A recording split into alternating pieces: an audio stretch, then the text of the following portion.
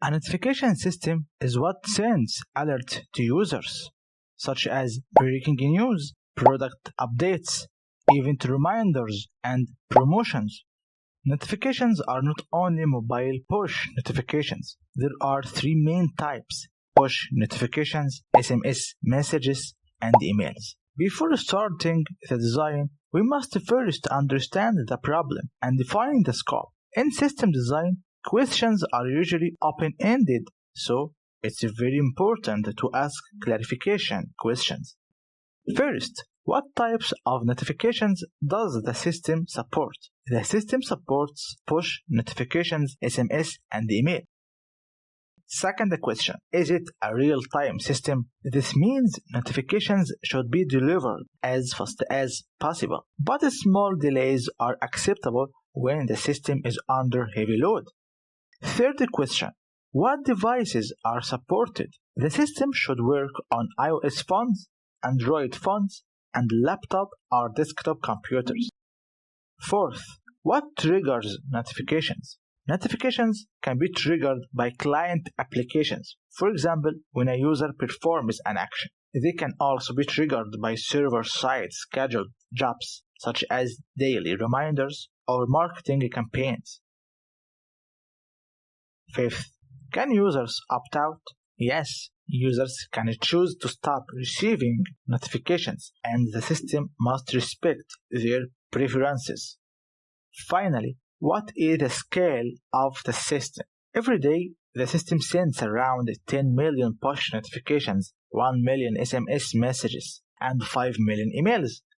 This means we are designing a large-scale system that must be fast, reliable, scalable, support multiple channels, and respect user settings. Step 2 is about proposing a high-level design and getting agreement on it. At this stage, we want to show a simple, big picture view of how the notification system works and how it supports different types of notifications, including iOS push notifications, Android push notifications, SMS messages, and emails. The design is divided into three main parts. First, different types of notifications. Second, how we collect contact information. Third, how notifications are sent and received. Let us start with the different types of notifications and understand how each one works at a high level. For iOS push notifications, we need three main components. The first component is the provider. The provider is our server. It builds the notification and sends a request to Apple Push Notification Service, or APNs. To send a push notification, the provider needs two important pieces of data. The first one is the device token, which is a unique ID that represents the user's iPhone. The second one is the payload. The payload is a JSON object that contains the actual message, like the title, the body, and other metadata. The second component is APNs itself. APNs is a service provided by Apple. It receives the notification from our provider and delivers it to the correct iOS device. The third component is the iOS device, which is the end client that finally receives and shows the notification to the user.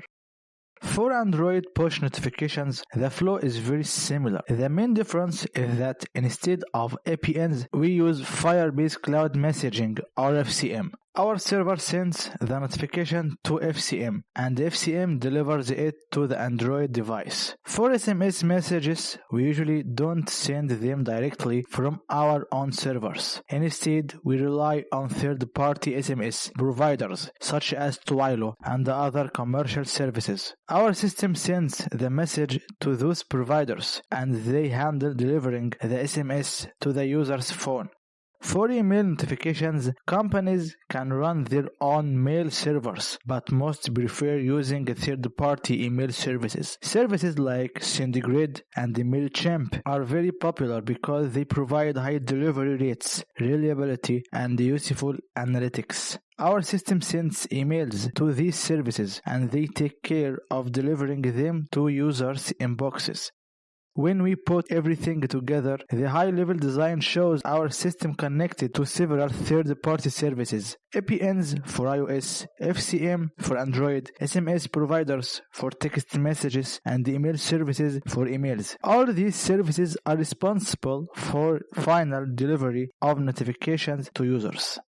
To design a notification system, we first need to understand two fundamental parts: how we collect contact information and how notifications are sent and received. Let's start with the contact information gathering flow. To send any kind of notification, whether it's a push notification to a phone, an SMS to a number, or an email, we need the user's contact details.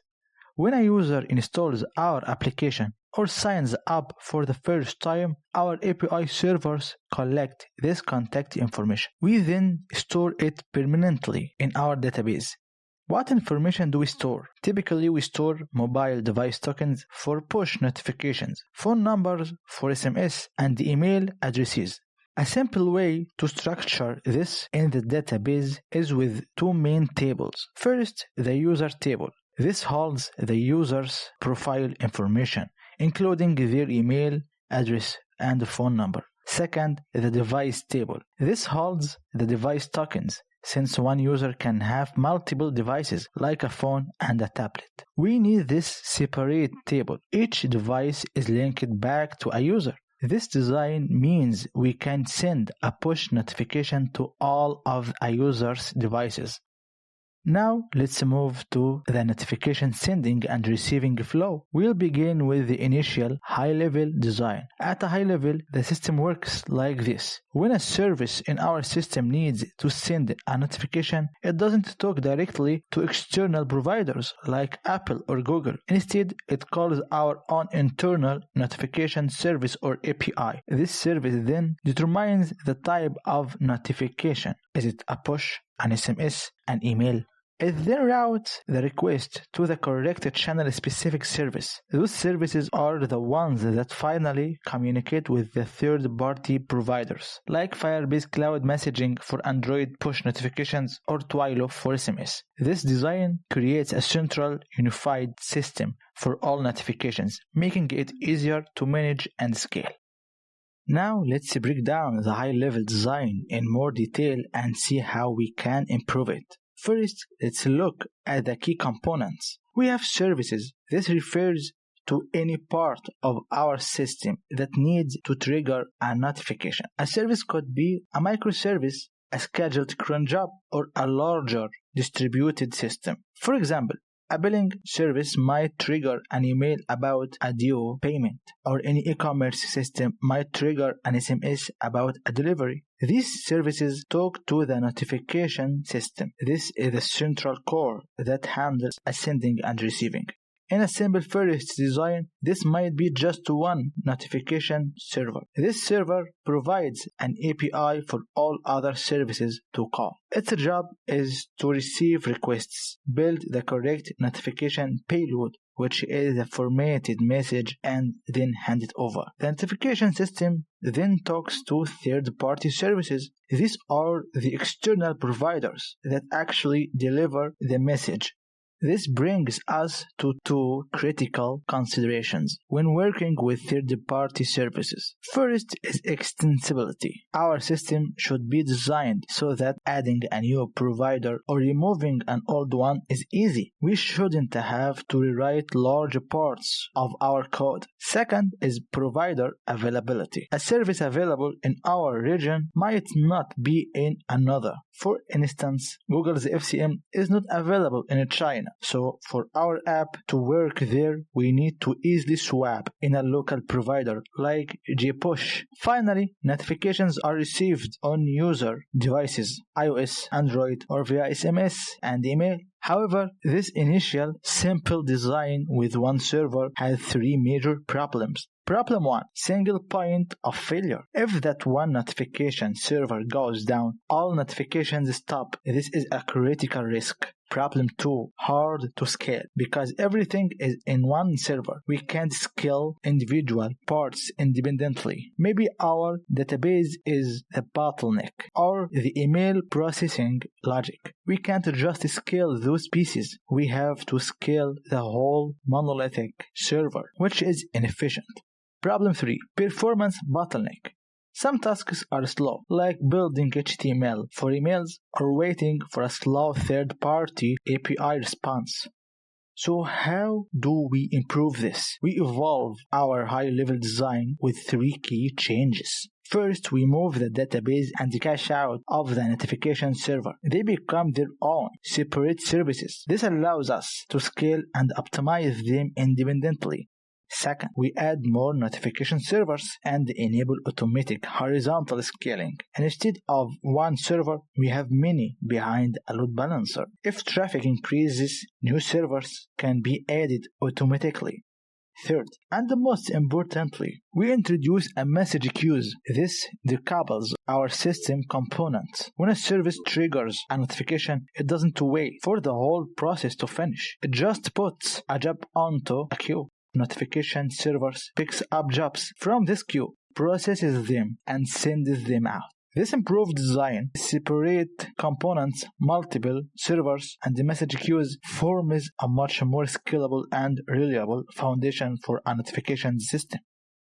Notifications keep us connected to what matters, whether it's a push alert, an email, or an SMS. In this video, we explored the design of a scalable notification system that supports multiple formats. Key to this design are message queues, which decouple components and allow the system to handle high volumes efficiently. By combining these elements, we can deliver notifications safely and efficiently, ensuring users get the right information at the right time. This is the end of our video. Thanks for watching all the way through.